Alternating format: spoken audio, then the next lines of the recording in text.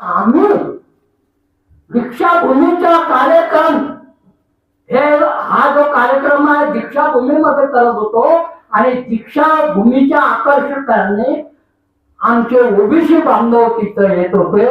मी स्वतः 20,000चा चेक घेऊन गेलो. मला सांगितलं ओबीसीचा कार्यक्रम इथं होणार नाही, इथं होईल तर RSSचा कार्यक्रम झाला, RSSच्या मीटिंगला होऊ राहिल्या. हे कशाच्या लक्षण आहे तुम्हीच सांगा. तुम्हीच सांगा की आज ह्या गुंडागर्दीचं सरकार, ह्या मोदीचं सरकार ह्या देशावर आलं कशा पाहिजे आलं. आपण ईव्हीएम वगैरे काही नाही.